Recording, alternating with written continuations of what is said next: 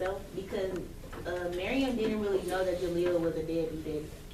She didn't know that. Only Nana knew that because they both kept feeding her these different stories. So Miriam thought that he was just this great dad and all the other stuff. So I feel like he kept pushing himself, he kept forcing himself upon her to make sure that he, at the end of the day, he forgave himself. But she didn't find that out until he split her up that one day. So I feel like he had the most redemption out of everything. I believe that Miriam, though it seems she didn't do anything wrong, most of the fault was put on her, she did in fact kill someone, which no one should ever do. And I think that she redeemed herself just for the fact that she did that to save Layla's life. Because Zalmai, he's the reason all this occurred. Okay. He's the reason all this occurred. But what I'm trying to say is, that little boy would be motherless if Miriam hadn't done that to Rashid. And so just the fact that Zalmai is able to have a mother now who is not dead, that is a redeeming quality. She gave her life for Layla, Zalmai, and Aziza to all live together. And so Miriam single-handedly saved this family, if you ask me. And that is a redeeming quality beyond anybody in the book. Okay, so in the book, no, it's my turn. And in the book, Shut up. all the men are presented as like disrespectful. Like most of the men, I only heard of like one like good guy, like Tariq. He was like the only good guy I heard of in the book. Most of the men in the book are presented as like these mean, abusive, disrespectful, unloving characters, and I want to know who do you think benefits from having this information presented this way? Can you repeat your question? Many of the men in the text, like many of the men in the text were presented as these abusive, unloving characters, and I want to know who does it benefit to present this information in this way? Go ahead. I mean, well, it wasn't all of the male characters in the book. We only spoke of the most important, well not most important, but most relevant was Rashid, and he was the abusive one. And yeah, and I feel like, and one of the questions, we didn't get back around to it, but one of the questions in our Socratic circle is going to be, how do you feel the abuse of Afghan men, Rashid in specifics, how does religion or culture justify the abuse? So I feel like it benefits women, I guess, or the Afghan women, or to empower them maybe to be stronger, or I'm not sure. It just benefits women in general to know, or people in general, because the audience is for everyone. For people to know that the culture and the ways of Afghan men in that time were. I completely agree with Tana. It benefits, I believe, both men and women who are outside of Afghan culture and society. Yeah. It presents the information in ways that we are able to understand, because sometimes you can't just say, well, the way we see it, all we hear is ISIS, Taliban, and so we have to know that there are people who actually commit acts like this towards women and people in general. Like, children were dying. It wasn't just towards women. It was toward children and even other men who had themselves at higher standards and morals. So it benefited everyone, if you ask me, for men to be shown this way, because you not only get to see the men who have higher standards and say, no, this is not the way we treat our women. Our women are in high respect and we put them on pedestals. And then we have men who say, well, no, women are trash. Like, that's just how it is in the world. So we got to see both views of the way men are portrayed and the way women are portrayed, just like Layla and Miriam. Not all women are strong-willed like Layla, and not all women see themselves in high regard such as Miriam. So I believe everybody. That's on MVP. Yeah. That's on MVP. Because the blues on it. That was fire. That was fire. I think she kind of Come on, Ricardo. Next question. Well, one of the questions I had was, talked in class, I believe last week, about sacrifice for the greater good. What do you think the role of sacrifice had in the story? It played a major role, which we discussed in Master Credit Circle. Yeah, was Layla. A lot of times. Yeah. Miriam was, We did I mean, like, he did talk about it. We literally discussed that. I mean, like, that was literally a core cardio. For cardio, we have to say, sacrifice played a huge role for everyone in this story. Everyone has to give up some sort of emotion, some sort of mental stability, some sort of physical wellness for anything. Like for Reva, she gave up emotions for her sons she gave up her own love for her daughter, for her sons who are off to war and are now deceased. Mariam gave up her own happiness and wealth of life just for Rashid, so she could have someone who thought something of her. We had Layla, who sacrificed being with Tariq for her own father, he's the real MVP in the story, who did the most for her out of her own family. So there was sacrifice in every crevice and crack of the story. Honestly, like anywhere there was sacrifice. I have a question about Miriam, and it seems like in the story, she's dealing with a father that, in a way, doesn't recognize her as being wholly his daughter, at least not in a way that a father typically would, because she's kind of outcast from the servant. And it also seems like her mother is very, I don't know, cruel with words toward her. So, and that's kind of a situation, so you kind of fill a hole, like with love and whatnot. So what ways do you think Miriam searched for love to fill that hole? I think she went, like even though she was sent off, I think after she knew it was nothing she can do and she was married, I think she went to Rashid for love. Like, she knew that was her husband. At the beginning, he treated her like a wife. And after she knew she couldn't have kids, and he started to treat her less and less, with less respect, and like she was nothing, it started to make her feel useless again. And then when Layla came apart, it was like she didn't care for her at first.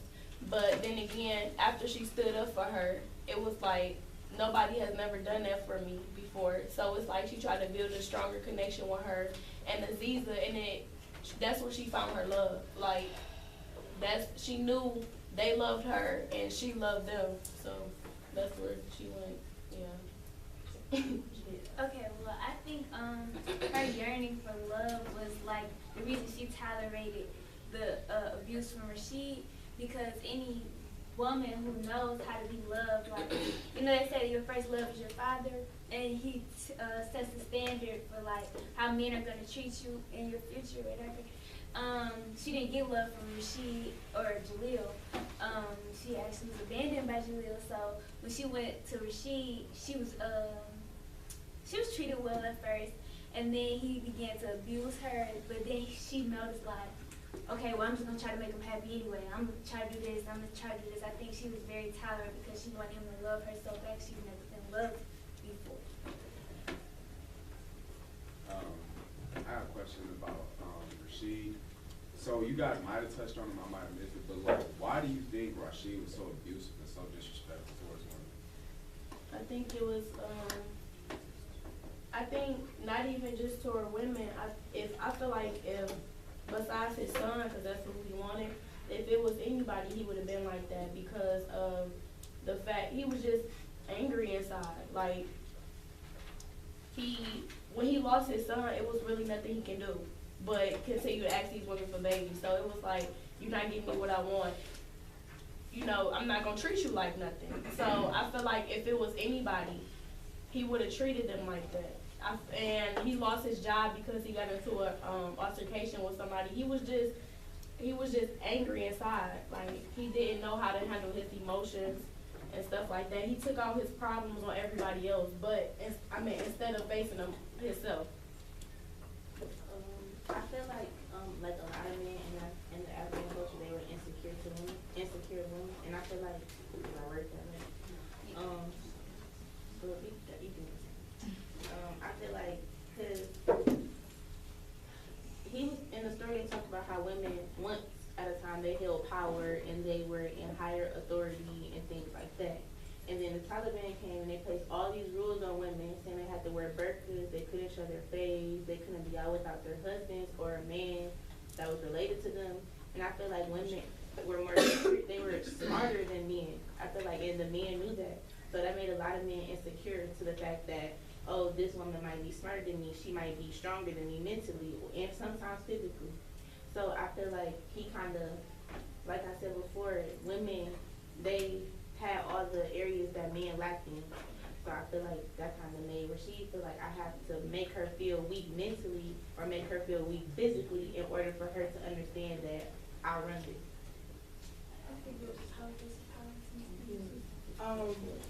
I think it could be more his upbringing. While we don't know his upbringing, what you see at home is what you will display on the outside and what you will do in the world for the most part. So if you see your father treating your mother wrong, and that's what you see every day, you're going to come to think that that's right. And we can see that from his first wife, from the photograph that Miriam picked up, where his first wife was uncomfortable around him. He's sitting there smiling, grinning, and she kind of moving away from him. Like, I don't know this guy. Like, who is he? So I kind of think he does have insecurities, and while we don't know his upbringing, I believe it could stem from somewhere in his own upbringing that leads him to treat women like this, or anyone like that for that matter. So, religion and non-belief are often seen as incompatible in real life. I think Ms. Williams touched on this before. And the relationship between Rashid and Miriam is that of a believer and a non-believer. So do you believe this is true, and is there evidence for it in the story? I think this is definitely true, and it was shown mainly after Miriam's first miscarriage, and how when she began to fall into her depression, she began to blame God for letting this happen to her, but then she realized that she couldn't blame God and that she needed to turn to God to support her, and she decided to have a funeral for the baby. And Rashid was like, there's no reason for you to be doing this. He's not going to help you. He's not going to give you a reason to continue on. You failed this time, you'll fail again. I also believe that religion is a source of hope in a way in this book, considering that Miriam does turn to God at every point in her life where something goes wrong. With her miscarriage, when her mother committed suicide, she turned to God at every point, and that was her source of hope. Rashid, who did not have really religion, he was just like, this is what's happening now. You need to focus on what's going on in this world because God is not going to help you. And because of this way of thought, he was more on what can I do to make sure my stuff is good. And while things aren't going well, like when his shop burned down, that was the end for him. He's like, I can't do anything. And Miriam, she's thinking, well, you know, God always has a plan for us. So there's always something that's going to happen. And it could have happened for the good of us.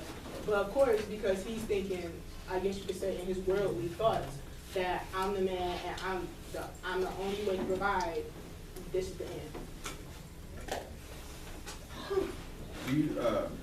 Do you think that after, since our daughter stories were like 6 this might have happened, I don't remember you guys touching on it, but do you think after the Taliban took over Kabul that this affected how Rashid, how Rashid felt that he needed to have power over his wives, that he felt like his power was in danger of the Taliban like affecting his life, so that he had to hurry up and have a son so that someone could continue his lineage.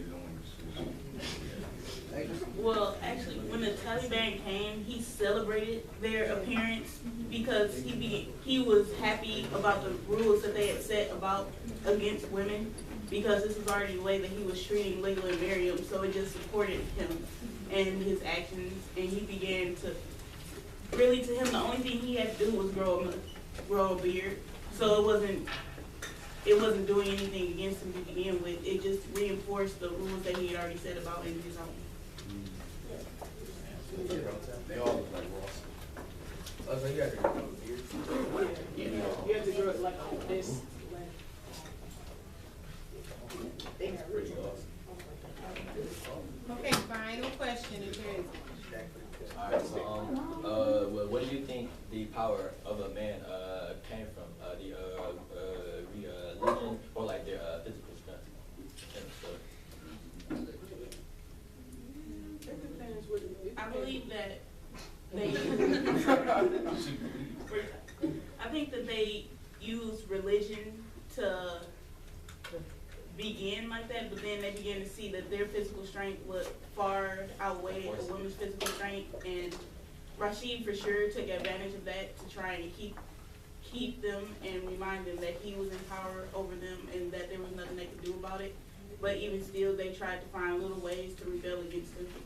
I agree with Sydney, but I think it was the other way around. I think he found out like it was the physical that had control over them. It was the religion that backed them up and supported why they would do that.